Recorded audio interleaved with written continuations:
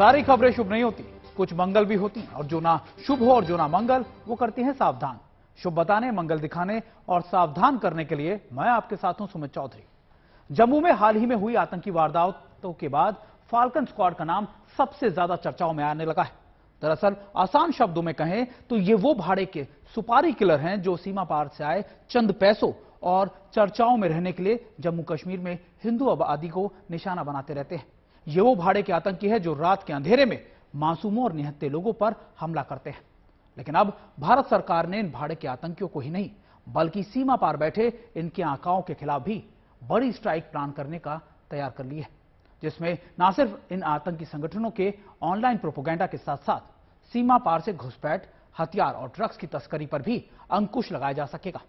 सरकार की आतंकी स्ट्राइक पर बने प्लान पर यह हमारी रिपोर्ट देखिए।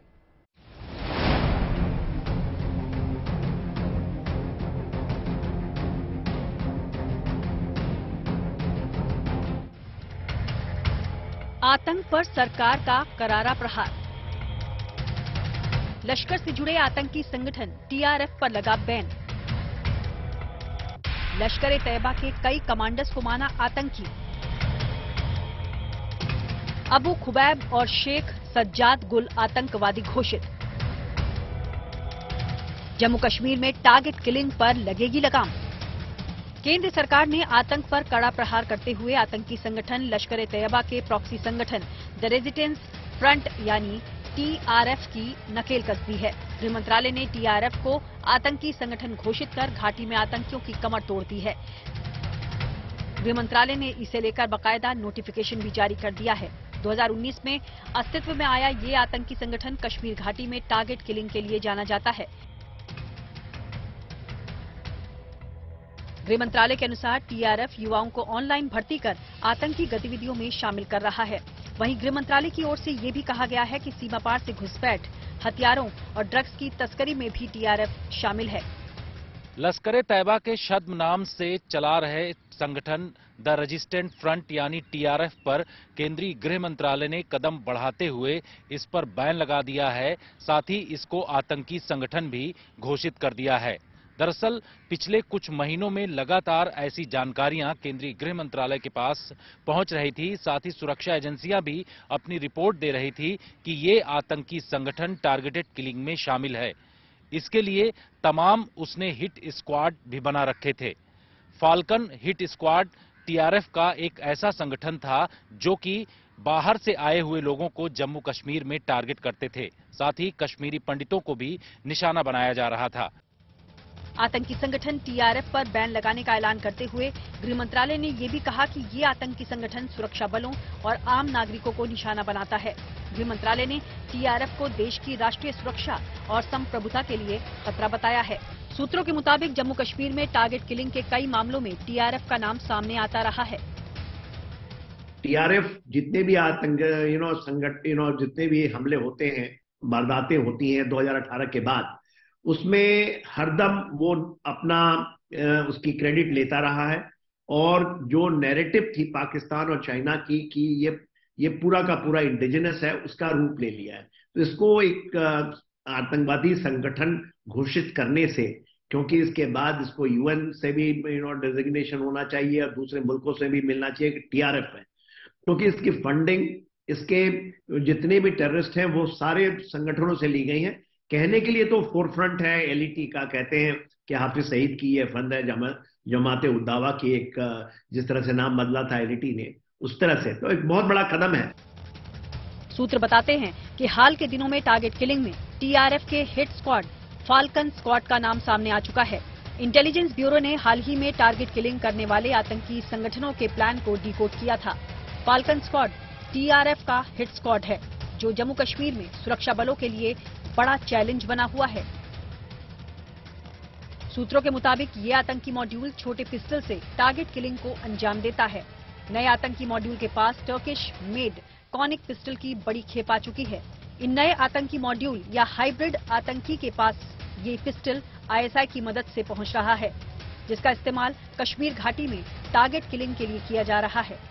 फाल्कन स्क्वाड छोटे पिस्टल से हमले के नए आतंकी मॉड्यूल पर काम करता है। ज्यादातर मामलों में ये आतंकी स्थानीय होते हैं। सुरक्षा महकमे के सूत्र बताते हैं कि ये आतंकी 15 से 18 साल की उम्र के होते हैं। सूत्रों के मुताबिक इन आतंकियों को ऑनलाइन भर्ती किया जाता है और इन्हें ऑनलाइन ही ट्रेनिंग मिलती है। फाल्कन स्क्वाड 1 या 2 की संख्या में ही हमले को अंजाम देता है। हिट एंड रन की रणनीति पर काम कर रहे ये आतंकी स्क्वाड ओवरग्राउंड वर्कर या OGW के साथ मिलकर काम करते हैं। और ये कोई इनलिस्टेड इनके अंदर में नहीं थे। जो भी टेररिस्ट हैं वो इनलिस्टेड टेररिस्ट नहीं थे, वो रेडिकलाइज्ड टेररिस्ट हैं। वो आकर के काम करते हैं और टारगेटिंग किलिंग करते हैं। छोटे हथियार का इस्तेमाल होता है और जो पाकिस्तान की तरफ से ड्रोन का इस्तेमाल होता है, जिसमें कि उनमें छोटे हथियार मुहैया किए जाते हैं, खास करके पिस्टल, और उनका इस्तेमाल होकर ये उसके यूज करके करता है। मगर ये इसका कद बहुत बढ़ गया। ऐसे नए आतंकी जिनकी पहचान करना सुरक्षा बलों के लिए मुश्किल हो रहा है, इन्हीं दहशतगर्दों के नए मॉड्यूल को फाल्कन स्क्वाड या हिट स्क्वाड कहा जा रहा है। जम्मू कश्मीर में सुरक्षा बलों के ऑपरेशन से आतंक के आका और उनके सरपरस्त आतंकी संगठन और आतंकी बौखलाए हुए हैं। सूत्रों की माने तो यही वजह है कि जम्मू कश्मीर में आतंक को जिंदा रखने के लिए नए नए पैतरे आजमाए जा रहे हैं। खुफिया एजेंसियों से मिली जानकारी के अनुसार बड़े आतंकी समूह जिसमें लश्कर और जैश भी शामिल हैं, छद्म नाम से आतंकी स्क्वाड बनाकर सुरक्षा बलों और आम नागरिकों की टारगेट किलिंग की जा रही है। खास करके जो आप देख रहे हैं पुंछ राजौरी के अंदर में जिस तरह से चीजें वारदातें बढ़ी हैं, 18 कंपनी CRPF की गई है। तो शुरू में जिस तरह से आतंकवाद आई थी, जब आप देखिए 90 के दशक में, तो इसी इलाके से आपका सूरनकोट का इलाका है, ये सारे इन जगहों पे लगते हुए इलाके थे जहां से आतंकवाद पनपा था पूरे घाटी में, और उसको चपेट में ले लिया था। तो फिर से शायद क्योंकि आतंकवाद के ऊपर में बहुत बड़ा प्रहार हुआ है ऑल आउट के बाद, तो मेरा ये मानना है कि ये जो उठते हुए इनके बदलते हुए चेहरे के ऊपर में जो ये कदम उठाया गया है कि इसको आप आतंकवादी संगठन घोषित करें। गृह मंत्रालय ने न सिर्फ आतंकी संगठन TRF यानी द रेजिस्टेंस फ्रंट पर बैन लगाया है, बल्कि लश्कर के आतंकियों को आतंकवादी घोषित कर उनका काम तमाम कर दिया है। गृह मंत्रालय ने आतंकी संगठन TRF के कमांडर शेख सज्जाद गुल और लश्कर कमांडर मोहम्मद अमीन उर्फ अबू खुबैब को आतंकी घोषित किया है। दोनों पर ये कार्रवाई UAPA के तहत हुई है। सरकार का कहना है कि अबू खुबैब जम्मू कश्मीर का रहने वाला है। फिलहाल वो पाकिस्तान में रह रहा है। इससे पहले सरकार ने सितंबर 2022 में पॉपुलर फ्रंट ऑफ इंडिया यानी PFI को 5 साल के लिए बैन कर दिया था। इन सभी के खिलाफ टेरर लिंक के सबूत मिले थे। जबकि बुधवार को केंद्रीय गृह मंत्रालय ने कश्मीर मूल के एजाज अहमद अहंगर उर्फ अबू उस्मान अल कश्मीरी को आतंकी घोषित किया।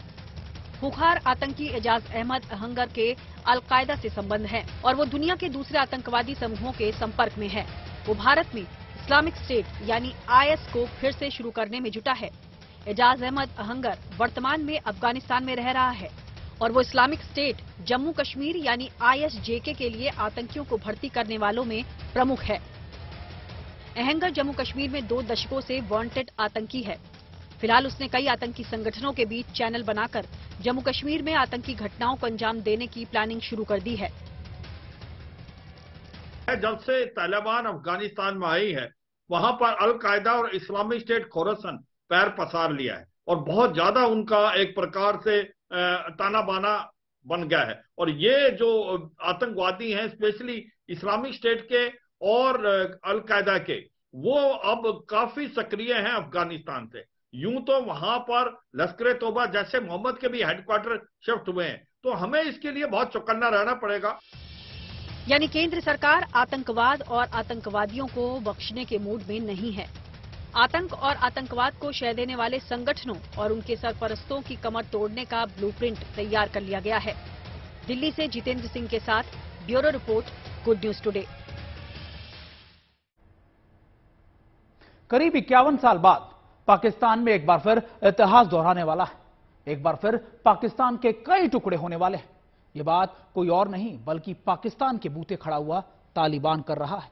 ये वो तालिबान है जिसके अफगानिस्तान की सत्ता में आते ही पाकिस्तान के हुक्मरान और खुफिया एजेंसी ISI सबसे ज्यादा खुश थी और जश्न मना रही थी। लेकिन महज कुछ महीनों बाद ही तालिबान ने अपने पैतरा बदलते हुए पाकिस्तान को आईना दिखा दिया। तालिबान ने पाकिस्तान के टुकड़े करने के साथ साथ पाकिस्तान के हुक्मरानों को भी मौत के घाट उतारने की धमकी दी है।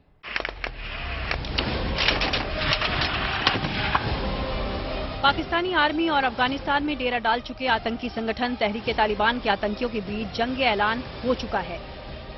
इस्लामाबाद को आत्मघाती बम हमले से दहलाने वाले तहरीक तालिबान ने पाकिस्तान की खुफिया एजेंसी ISI के 2 आला अफसरों की बर्बर तरीके से हत्या कर सरकार और सेना के सामने कड़ी चुनौती पेश की।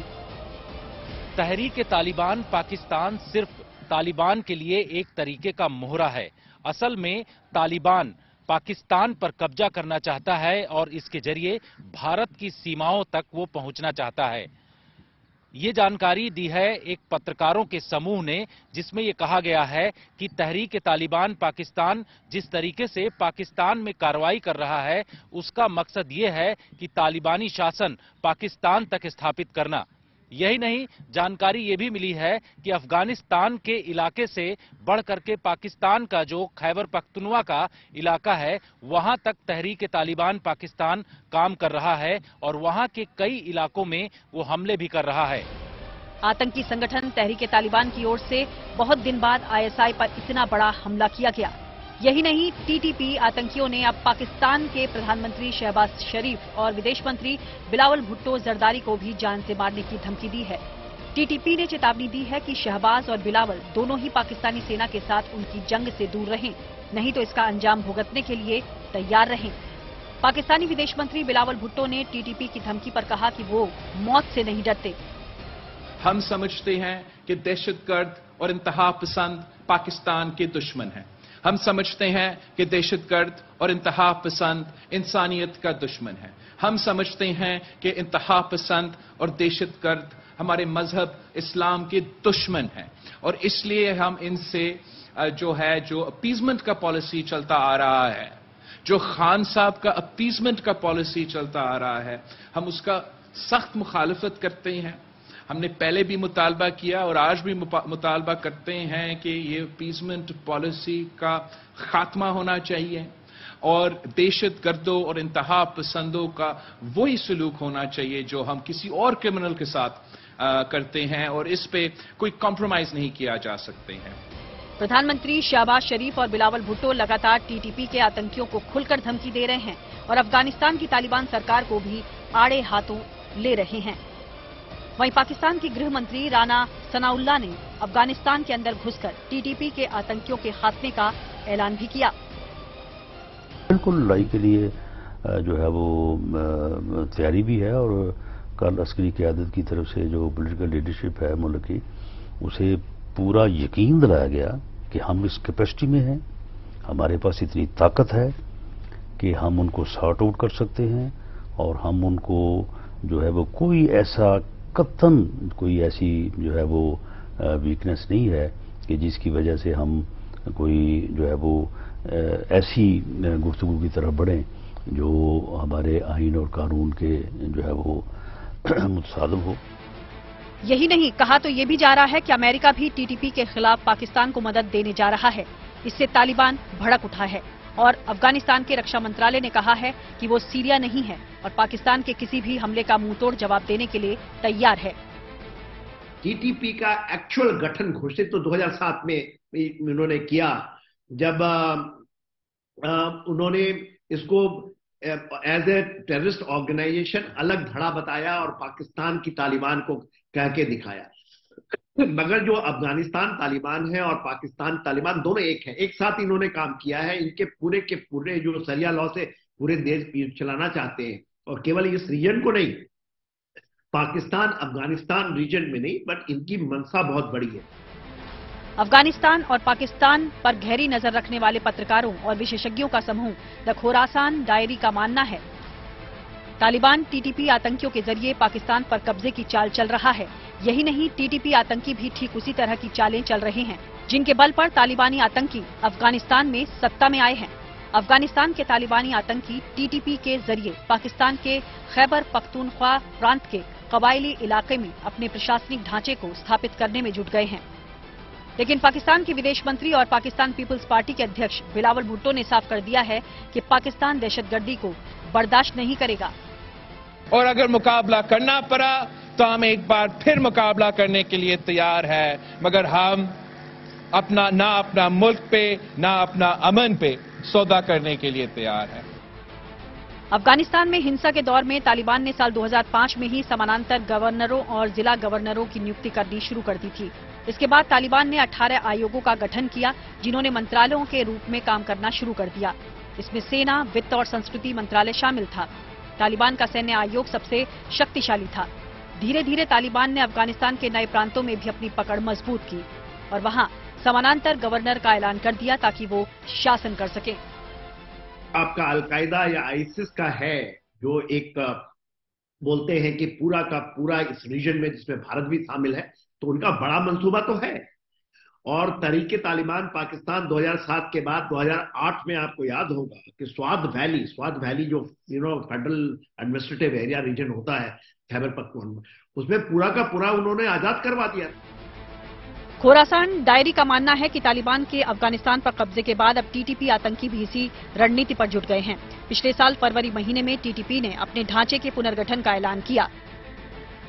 पाकिस्तान के कबायली इलाके को 7 प्रांतों और 2 जोन उत्तरी दक्षिणी में बांट दिया गया और हर प्रांत में एक समानांतर गवर्नर की नियुक्ति कर दी। इसके अलावा खुफिया अधिकारी की नियुक्ति भी कर दी गई। इसके ठीक बाद टीटीपी ने अपना पहला जंगी अभियान शुरू कर दिया, जिसे उसने तालिबान की तरह से अल बद्र नाम दिया। इसके बाद साल 2022 के आखिर में टीटीपी ने अब पाकिस्तानी इलाकों के लिए अपने रक्षा से लेकर संस्कृति मंत्री तक का ऐलान कर दिया। वहीं पाकिस्तान की धमकी के बाद तालिबानी अब दावा कर रहे हैं कि टीटीपी आतंकी पाकिस्तान में ही पनाह लिए हुए हैं। इस तरह वो टीटीपी के खिलाफ किसी सैन्य कार्रवाई से बच रहे हैं। वहीं पाकिस्तानी सेना तालिबान को अपनी दोस्ती का हवाला देकर टीटीपी के खिलाफ एक्शन के लिए कह रही है। यही नहीं, ड्यूरंड लाइन पर लगातार तालिबानी तोपें पाकिस्तानी सेना पर गरज रही हैं। बता दें कि तालिबान ड्यूरंड लाइन को नहीं मानता है। यही नहीं, तालिबानी पाकिस्तान के पेशावर शहर पर भी अपना दावा ठोकते हैं, जिसकी वजह से पाकिस्तान और तालिबान के बीच तलवारें खिंची हुई हैं।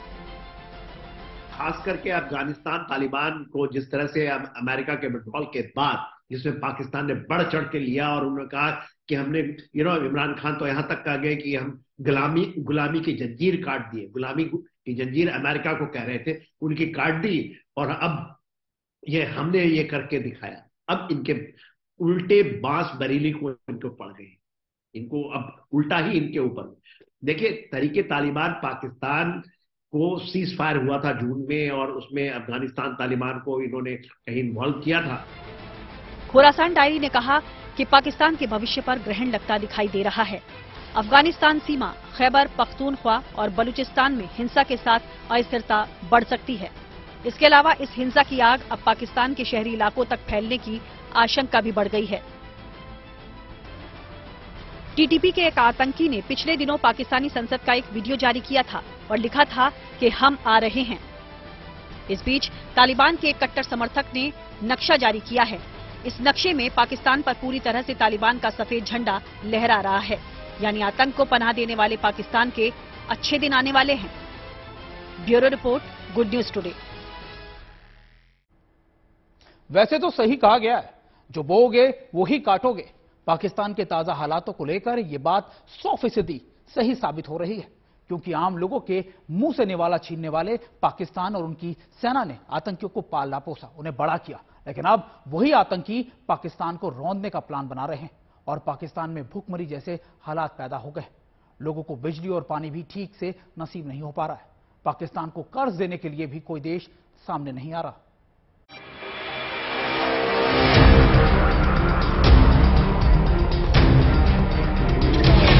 आर्थिक कंगाली से जूझ रहा है पाकिस्तान।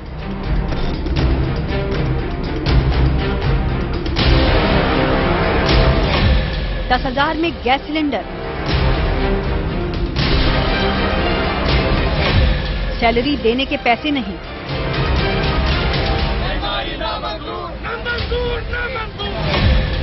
पाकिस्तान में 7वें आसमान पर महंगाई। क्या श्रीलंका बन जाएगा पाकिस्तान? पाकिस्तान की कमजोर शहबाज सरकार पैसे बचाने के लिए अजीबोगरीब नुस्खे अपना रही है। रक्षा मंत्री ख्वाजा आसिफ ने बिजली बचाने के लिए एक अजीबोगरीब बयान दे डाला, जो सोशल मीडिया पर काफी वायरल भी हो रहा है। आप देखें, मैंने भाई साहब, जहां पे 8 बजे मार्केटें बनती हैं, वहां पे बच्चों की जो है ना तादाद कम है पैदा होने की। पाकिस्तान सरकार की इस अपील के बाद देश में बिजली खपत कम कर पैसे बचाने की मुहिम तेज हो गई है। पाकिस्तान में हालात इतने खराब हो चुके हैं कि विभागों के पास कर्मचारियों को वेतन देने तक का पैसा नहीं है। अप्रैल 2022 में आई वर्ल्ड बैंक की रिपोर्ट के अनुसार पाकिस्तान में लगभग 34% आबादी केवल $3.2 यानी 588 पाकिस्तानी रुपये प्रतिदिन की आय पर जिंदगी जीने के लिए मजबूर है। जिस तरीके से श्रीलंका आर्थिक दिवालिया हुआ है, क्या उसी राह पर पाकिस्तान भी चल रहा है? क्योंकि पाकिस्तान में जिस तरीके से आटा 64 रुपए किलो मिल रहा है, तो वहां की मूलभूत सुविधाएं भी लेने के लिए लोगों के पास पैसे इस वक्त मौजूद नहीं हैं। सिलेंडर यानी एलपीजी गैस का जो सिलेंडर है वो 10,000 रुपए का मिल रहा है। यही वजह है कि पाकिस्तान की इस समय आर्थिक स्थिति चरमराई हुई है और वहां के लोग और जानकार ये बोलते हैं कि पाकिस्तान भी श्रीलंका की राह पर इस वक्त निकल पड़ा है। पाकिस्तान से पहले श्रीलंका के हालात को पूरी दुनिया ने देखा है कि कैसे सोने की लंका देखते ही देखते कंगाल हो गई। अब कुछ ऐसे ही हालात हिंदुस्तान के दूसरे पड़ोसी पाकिस्तान की होती नजर आ रही है। पाकिस्तान की आर्थिक बदहाली का आलम यह है कि बाजार, शादी हॉल जल्द बंद करने की नौबत आ चुकी है। मुल्क में भर में मौजूद तमाम शादी हॉल जो हैं 10 बजे जो है वो बंद हो जाएंगे इंशाल्लाह। मार्केटें जो है वो 8:30 बजे जो है वो बंद हो जाएंगी। हमारी ताजर हजरात से जो है गुफ्तगू हुई, वो सारे उन्होंने मेहरबानी की। एक बड़ी डेलीगेशन सारे पाकिस्तान से यहाँ पे आई, प्राइम मिनिस्टर सेक्रेटेरिएट में उनसे मुलाकात हुई। तो उनमें बाज़ ने 9 कहा, बाज़ ने 8:30 कहा, बाज़ ने 9:30 कहा। बहरहाल हमने 8 से इसको 8:30 कर दिया। जहां एक और श्रीलंका चीन के कर्ज तले दबकर कंगाली की कगार पर पहुंच गया, वहीं पाकिस्तान पर भी कर्ज का बोझ लगातार बढ़ रहा है और विदेशी मुद्रा भंडार में कमी आती जा रही है। एक खबर के मुताबिक मार्च 2022 तक पाकिस्तान का कुल कर्ज लगभग 43 लाख करोड़ पाकिस्तानी रुपए हो चुका था। इसमें सबसे ज्यादा लेन देन इमरान खान के कार्यकाल में रहा। इमरान ने 3 साल में अपनी जनता पर रोज लगभग 1400 करोड़ रुपए का कर्ज डाला। कुल मिलाकर पाकिस्तान की इकोनॉमी अपने सबसे बुरे दौर में है। श्रीलंका ने तो $8 बिलियन लिया था चाइना से और 99 इयर्स के लिए हमन टोटा उनके गर्मी में चला गया। तो श्रीलंका का हालत तो छोटे से लोन के ऊपर इतनी हालत बुरी हो गई। इन्होंने तो ऐसा बड़ा लोन लिया है, इनके जो बच्चा होता है जब जन्मता है तो पहले कहते थे 2.5 पाकिस्तानी रुपीस का उसके सर पे कर्जा है, जो नेशनल डेट है। आज वो बढ़ करके तकरीबन 3 या 4 लाख पाकिस्तानी रुपए हो गए। तो एक एक बाल इनके। जबकि दिसंबर में ही स्टेट बैंक ऑफ पाकिस्तान ने खुलासा किया था कि सरकार के विदेशी मुद्रा भंडार में भारी कमी है। इस वजह से केवल 4 से 5 हफ्ते का ही आयात खर्च निकाला जा सकता है।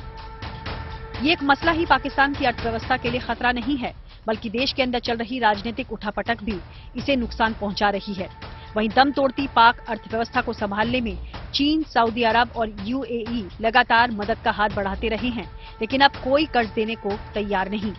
पहले यहाँ ऐसे हालातों में पाकिस्तानी सरकारें सेना की तरफ देखा करती थी, लेकिन पिछले कुछ महीनों में सेना की भारी फजीहत के बाद उसने भी हाथ खींच लिए हैं। नेशनल काउंटर टेररिज्म ऑर्गेनाइजेशन की रिपोर्ट पर यकीन करें तो पाकिस्तान एक बार फिर तालिबानी आतंक की चपेट में आ रहा है और तालिबानी आतंकी पाकिस्तानी फौज और पुलिस वालों को टारगेट कर रहे हैं। यानी पाकिस्तान को अपनी बोई हुई आतंक की फसल को काटने पर मजबूर होना पड़ रहा है। Bureau report, good news today. उम्मीद है आपका आज का दिन शुभ रहा होगा, लेकिन कल की मंगल कामना के साथ आपको सावधान भी रहना है। और मैं सुमित चौधरी अब आपकी शुभ रात्रि की कामना के साथ आपसे विदा लेता हूं।